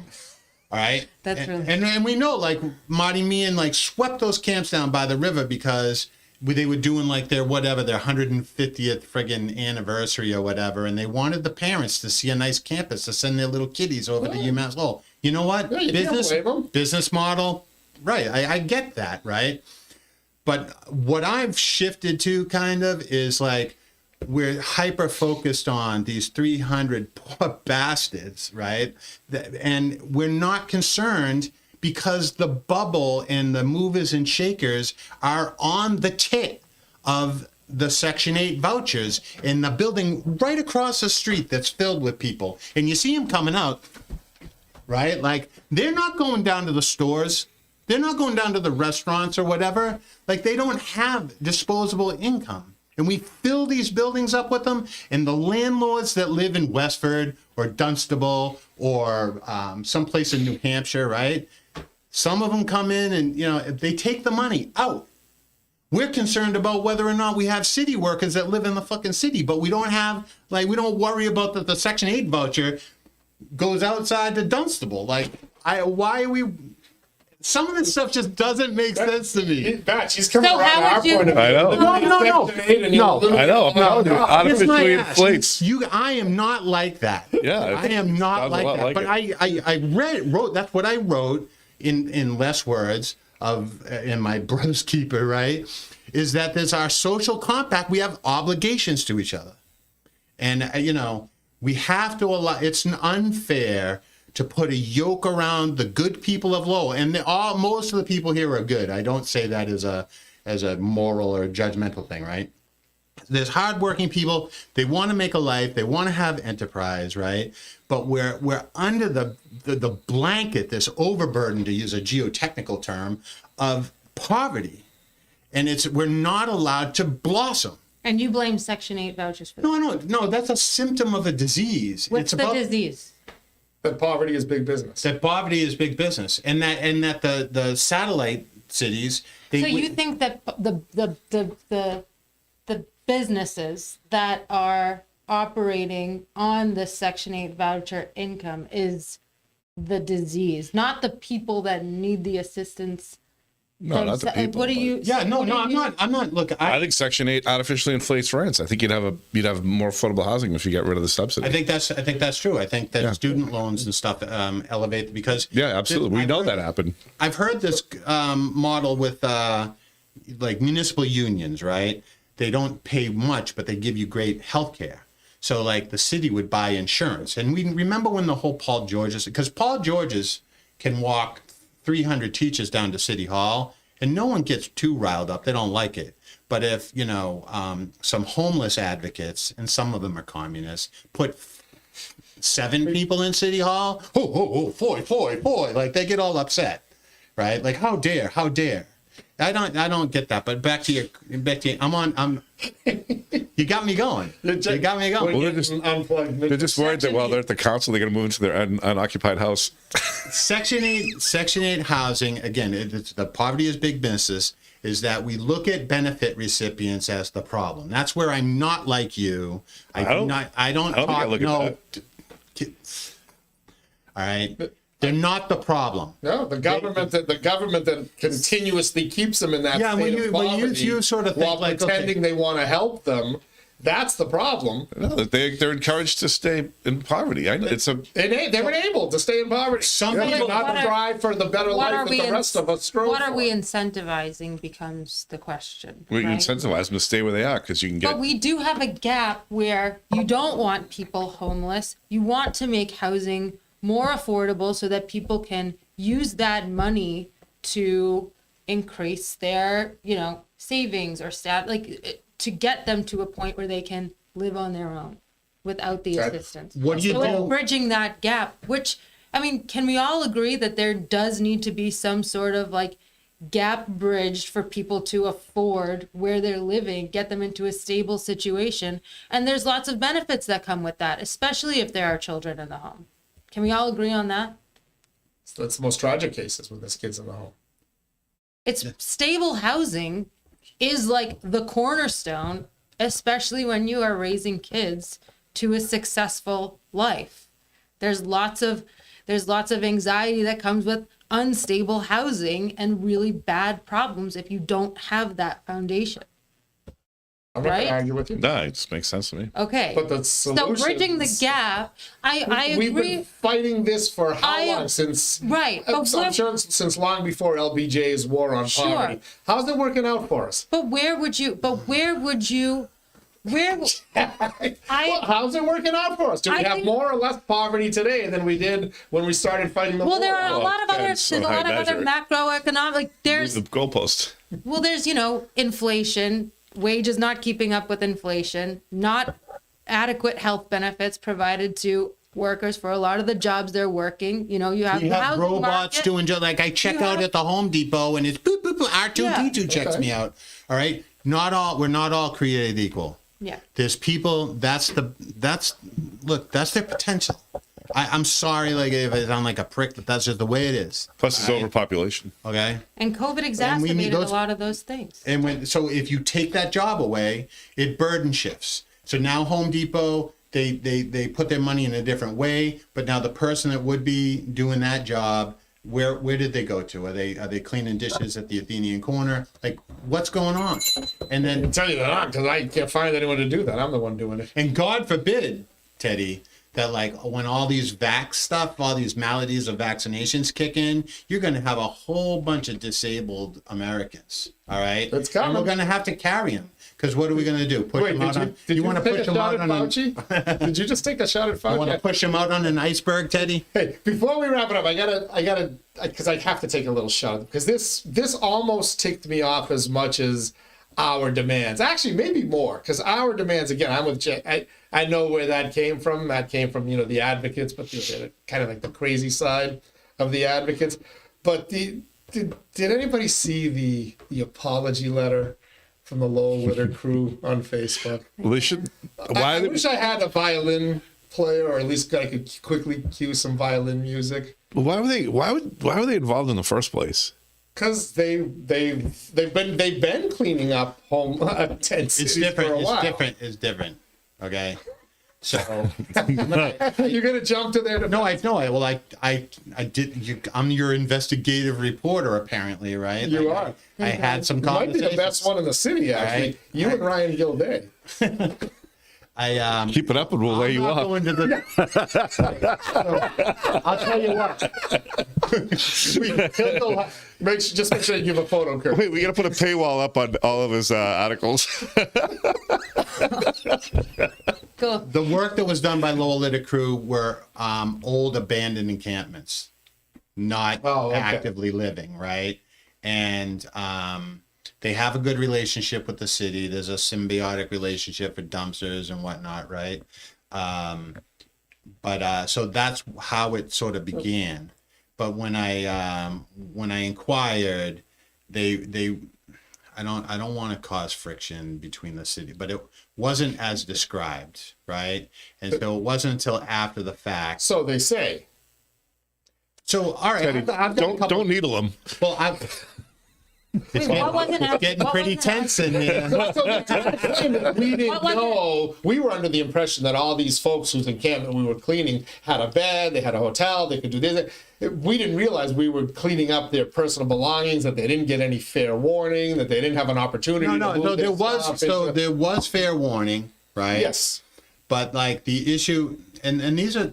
Look, unfortunately, the reality is there's just learning curves to some of this. Now we can, and to a degree, we can put it on the municipality because there are other municipalities like the city of Boston that have protocols, and Lowell has this thing where they like to think they're so unique that all the ideas have to come from organically, right? But when they went there, people. They were notified. No one's saying that some are claiming they weren't, but they were. They were notified, right. That's right. So right off the bat, anything else you claim, I start to question. I'm going to You just say, lied about the first thing. But they weren't abandoned. Not you. I mean the advocates who are screaming the loudest over this. Look. If you better tell me the truth, because once you lied to me, Well, now look, we've got a a whole group of people that are screaming that the election was all a fraud, right? Like people scream loudly about stuff. always coming back to that. Yeah. So, people do lie. All right, and I'm not going to lie. Probably, I bet you the truth about the election is in those documents in the Corvette's glove compartment. I think so. Yeah. So they're finding more documents, man. They keep finding all these documents. Yeah. And you know what's amazing? They pertain to Ukraine. Let's send Zelensky another couple of hundred. That's what, How many of those documents are on Biden? What's his name's laptop? well, that was in an unused. That was in an unused office space. It was pre-game. I didn't vote for him in the primary. If he meant it wouldn't kill me. So when they got involved, it wasn't sort of as they were led to believe, and was different. One thing that I was sort of interested in, Corey was talking about how the needle and exposing public workers, right? The agreement that I read was that city workers, or at least the members of 1705, before they even step foot in an encampment, all right, it's supposed to be, I'm going to use the word decontaminated. Yeah, that right? team there from the EMSs, Sure. whoever, they had a specially trained team And then to deal with needles. before they deploy, that the union president or their designee and a member of the management are supposed to walk the site and inspect, right? Just That not, sounds- just not, Sure that it's clear. Just not in sounds flip-flops. reasonable. All right, not in flip-flops. Then the crews can roll in with the skid steers and the dump trucks and whatnot, right? And when I asked around, there was still needles all over the place.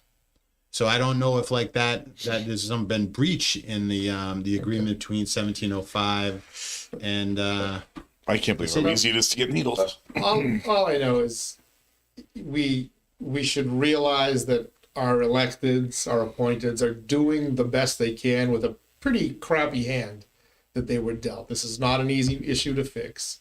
It's not. I question whether it will ever be solved or fixed. It's only going to get worse. It may only get worse. only That's gonna right. get worse. But when you got the stakeholders who are now turning on other people and trying to like demonize people who are only trying to help. And when I read this, we deeply regret our involvement in yesterday's events and will work to rebuild the trust of our unhoused community and its supporters. Sincerely, the board of directors, Lowell Litter Crew. Like, do they understand how douchey that sounds?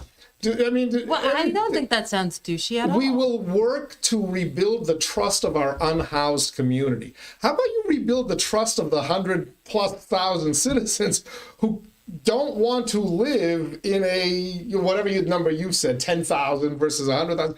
Most people don't want to live in a community where this is the norm, that this is accepted, that this is Fine, allowed. but it wasn't that community's belongings that they are apologizing for touching. Like that's it's a directed apology aimed at a specific situation. Lowell Like, Litter Crew thought what's that the there would be a problem? certain condition when they arrived. Yeah. Based on their previous experiences when they were cleaning out abandoned camps.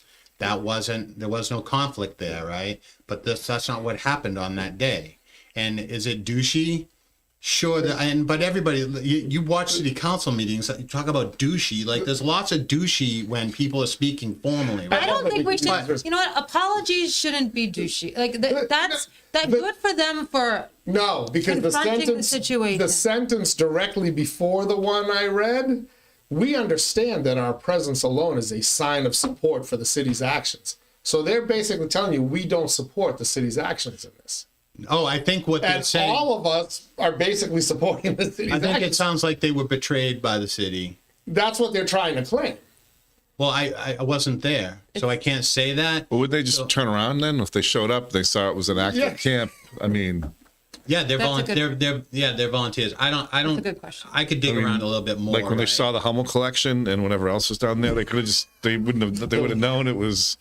This is an organization that relies on volunteers, and their volunteer base. I'm not going to say, but I'm going to say there's a lot of hippies, right, in among their volunteer base, and if their volunteer base were triggered by that event. Oh my God! I gotta tell you, the members of the Lowell Litter Crew that I know, not a lot of hate. I mean, you got some very well-to-do and very good downtown It's residents. great I know what that they're the doing, president of the Downtown Lowell Neighborhood Association walks around, and we got a state rep who's the most visible Yeah. volunteer of the Lowell Litter Crew, and She picks up trash every morning. She does. I've watched No, her. see her and every the guy I morning. was And talking Jack, about, right? Jack Monahan. I watched him every Friday morning. You don't think Jack used to be a hippie? Maybe he was in his day, but he's no longer a hippie. He's a great. If the city had more Jack Moynahans and more Vanna Howards going out and picking up dirt on their and cigarette butts on the downtown sidewalks, every place would be a better place. Many hands make short work. Yes. Yeah. But this kind of statement here is dumping on the city for something that I think 90% of the population would say the city was right in doing what they did. No, but especially when you hear the facts. And thank God for Councilor Robinson for actually delving out and saying it, because he's one of the councilors who can kind of walk back and forth from both camps, right? Old Lowell versus New Lowell, or what I call the woke folk. That's his brand. He's able to traverse back and forth between them. So I appreciate him being the one that's most vocal about this. Well, yeah, There was a Because he breakdown. gives it legit. If it's me saying it, it's just the a-hole, former radio host. But if there was a breakdown in communication between what they were expecting to be confronted with, the Lowell Little crew, and what they were confronted with on that, encampment, then that is on the city. It's the city's leading the charge on these efforts, and there should be clear communication. So I encourage you and everybody else to go read the statement, because it's still on their Facebook. They delved into the politics of it. That's my beef. They made this a political problem, and not for nothing. But Well, don't they have the right to, if they're a volunteer organization doing city work? Don't they have the right to make it political? Sure. So See, I wouldn't have And been just involved like in the first their place. donors have the right to say, all right, well, you don't agree with it. I wouldn't. We'd like to clean up home. I would think a litter crew would city- help clean up a homeless camp. But the city was relying on, that's free work for the city. They should be communicated with and Is that for respected. sure? I mean, do they get grants from the city? If I read Probably do, but the situation, I wouldn't have had them there. I think they get support in terms They get of, some- from if they the leave state, the city. 75 trash bags, right? The city will send a truck, right? Like, they work together with the city. So definitely subsidized, but Yeah. if there's a vacant lot that's an eyesore in a neighborhood, right, and attracting nuisances, then it's better. It's that broken windows thing. So if they're helping repair the broken windows, there's a It's a great organization. I sense them starting to lose their way, and I can almost, they're starting to get like the demands people, and that's what I don't see that happening. I hope not. I hope to God not, but I'm starting to see some signs of it. Can you imagine if this was 2017 though? You wouldn't have heard any councilors saying anything. Those people were just sat on their hands the whole time. I at least give the council some credit for getting involved. I Yeah. mean, there is a little more action than there ever used to be on stuff like this. District councils. I'm telling you, it's the best thing that ever This new happened. system is. That's our poll question, by the way, on Inside Lowell, InsideLowell.com. Yeah. Do you believe that city government is better or worse Better. with they're district representation? running towards the problem. And there's this quote, you cut the consequences in half when you run towards the problem. Oh wow! I don't know who said that. I think that was Bernie Lynch. We just have to. Come on, you just made Jack's heart flutter. Don't do that. No, it's just that when this all came about, I was like, when level services were going to increase taxes, and you've heard a lot, like Councilor Gettier, right? 2 soapboxes: budget, right? Plan ahead. Stop with the transfer of funds. If you're transferring funds, you're not planning ahead. All right. And stop trying to use yesterday as the model for tomorrow. I think the best one was when he was talking about I forget what department it was, but they budget $30,000 in the budget, and it's like every year it's over $100,000, and they just under budget it every single year. I'm like, that's just asinine. I think, and the CFO could text you, right? But when they have vacancies in their salaries, they have a sort of pool of money in the salaries that isn't being spent. And so I don't think they can just bleed that off throughout the calendar year. I think they can only access that at certain points, right? Because what happens is if they do hire people, I don't know how CFO can call in. Well, maybe we'll bring him in for a Wednesday morning live show. They could hire a sustainability director. Jeez, you had to go there. All right, 1 hour 48 minutes we went, gang. Let's go a total 2 hours. That's almost a No, I wanna full watch- radio Go right to show. 2 hours. I gotta go watch the game. What, there's a game? Yeah. Cowboys, Buccaneers. Cowboys. Somebody text me a score. I want to thank you guys, Jack, Michaela, Badge. problem. Again, this is a serious issue. We had some laughs, cracked some jokes, but it is a very serious issue. Yeah. Yeah. It is a problem that I fear is going to be around forever. I just hope that people, well-intentioned people, work together with other well-intentioned people, realize they might have different thoughts for how to solve a problem. But, what transpired at the city council meeting last Tuesday night with, accusations of being treated like second-class citizens and what I've seen on social media in the aftermath, I don't think that helps. I think it makes people dig in their heels. It certainly makes me less willing to help. You know, Well, I'm glad we're talking about it. People with privilege can afford to be more resilient. I'm privileged. All right, and so am I. No, we're not. Yes, we in are. ways that you just don't even realize. What? It's the modern, the 2020 definition of woke definition of privilege, or the real definition? See, of it's really privilege? it's really weird for me because I had drill sergeants standing in my face, raving at me like I was a piece of shit, right? So I've gotten 'Cause you were accustomed. privileged. I've gotten accustomed to sort of like thick skin, and I think that like I referenced the union members going and berating the council in past, right? The council seems to take umbrage to being lectured by some people, but not others. All right, if you cross that line, it's foy like. Yeah, they don't like being lectured by anybody, and they shouldn't be. No, they want to be praised all the time. They shouldn't be. Right. They shouldn't be lectured. No, I mean they shouldn't be lectured, but no. You work when you lecture. are you saying that There's the a city- way the again. city You get council more shouldn't be flies with honey than with vinegar. No, lectured. The city council shouldn't be lectured on something? No, they Challenge. There's a challenge them 100%. Right. But there's a way to do it, and there's a way not to do How it. dare you? Our demands is not the way to get something done. We would like what we would like, and I think as it was described. What gets to me, results? Let me ask you something. Does honey get results Yes. when something calls for vinegar? If Yes. something's going really wrong, I think that lectured should be. I'm not talking about anything specific here, but you should be able to call something out if something bad is happening. Absolutely. Sure, but you better be sure that what you're calling out is bad. And which brings us back to That's fair. clearing the topic. The reason we're here, the topic, clearing out the homeless camps. I think we're all in agreement that we would have probably done the same thing the city did. Would we have maybe, I don't know, tried something different, used a different cleanup crew, or, would we? But you can't, there's a certain group out there that wants to allow these just kind of a free-for-all, Yeah. and that can't happen. That's a very For many reasons. small group. The answer to your question is what gets results? Votes. The city government is an extension of our will. But Right? votes, The city manager is not free to do as he pleases or she pleases, right? Because I'm not picking on Tom. It's the role of the city manager. The city council emphasizes priority, right? Budget is a reflection of our values. and priorities. All right, Yep. and priorities. Yep.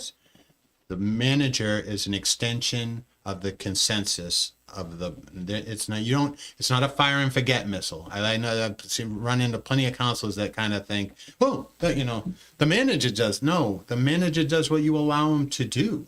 That the majority, right? I was telling this story not too long ago. The former city manager Bill Tapia was being ranted at or lectured, right, by former city councilor and umpteen time mayor Dick House Sr., right? And I'm having breakfast over at Gormley's with Tapia, right?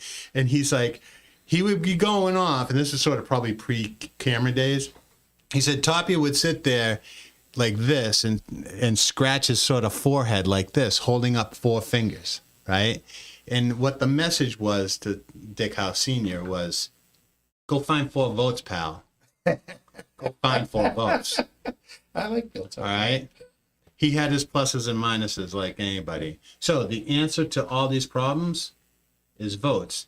And what happens with activists is when a political body does not exercise their will and they have temper tantrums, it's because they don't have the vote. How many is it now? Now you need 6. Now go get you 6. gotta have an. You better have a spare because have a 7th because you're gonna piss one off. no, and plus they're Yeah. notorious for saying they're going to do something and then they flip flop That's as they true. get into the cloakroom. Well, this whole thing won't have an effect on any of that. I don't think this doesn't drive any votes I don't think one so. way or the other. That's too I don't. much. I think and that's why I think you saw even the councils who you think might be more sympathetic, maybe not to the people in the homeless encampments, but to the people who, the organizations that try to support them. I think you've seen them stay kind of quiet because I think they know this is a losing issue. Yep. Because as you pointed out, what's the city's responsibility to the rest of its, to the Yeah. rest of the population? You try to help. again, what is the number? 300? Let's call it 1,000 just to have a nice round number. You want to try to, you never stop trying to help them, but at the same time, you got to make life better for those 100,000, right? We pay the bills, right? It's poverty fatigue. It's opioid, fatigue. It's people are sick of all this stuff. There's things that are beyond our control as a city, but it does seem like a lot of this, like Councilor Robinson, a lot of the other city councilors seem to be well equipped to handle it and are really digging. They have a plan. This is the best council yeah, I've seen in a long time. They have a good plan. It's a good plan. Yeah. It's going to take a while to. They care. They do It care. sounds like. And let's see if we can make some headway on the homeless issue as well. And can we please try to get, let's call it $100,000 to Life Connection so they can put fire sprinklers in there and at least take the excuse away that, well, they have nowhere to go that will allow them to do what they will. By the way, that's going to be, they may regret it if they get that fire sprinkler system. But now that money's gone, there are individuals that are going to be individuals, which doesn't happen that often, are going to be able to get shelter and hotels right away. I mean, it's not like the money just disappeared. That money is being used for good. The hotel funding, I guess, is going away in March. And guess where it goes? To hotels. It doesn't go to the people that are living in the hotels. They get the benefit of the service, Right. But they don't get to aggregate any of the wealth. Well, there should be some Right. hazard pay for them because All there are things that happen. You got to pay a premium for the That's a risk. topic for another, like, what's the best financial that's a whole- model to set up these people for, Jeez, to don't go accumulate there. wealth? Jack Mitchell, Michaela Huntress-McCarthy, Mike Bacigalupo, thank you for tuning in. We had a bunch of folks and a lot of feedback that came on in. I'm sure it will continue as we get folks watching this on replays and watching in segments as opposed to the full almost 2 hours God help you. that we did. But we want to thank them. We thank our sponsors. InsideLowell.com is the website. Daily content updated all the time. Breaking news stories, fun features. We're going to start expanding our sports coverage in the coming days as well. And of course, Batch is posting, you're recording what, two podcasts? Yeah, we're doing Beers with Batch and we're doing Tinder with Lindsay Kay and friends The this very week. popular Tinder podcast. Yes. You're about to, by the way, our highest viewed podcast in terms of the YouTube channel, because there's different, there's the website, there's Yeah. Facebook, but the highest viewed podcast is still the first one that we did, the Pod Squad. the The very first ones. Here we are introducing Inside Lowell and the podcast to it, but the Tinder is gaining on us. Yeah. The very first Tinder It's dating. a fun first- subject. People like to date. The first Beers with Batch did pretty good too. It certainly did. All right. Thank you, everybody. Have a great night if you're watching us live. If you're watching us on tape, have a great day. InsideLowell.com.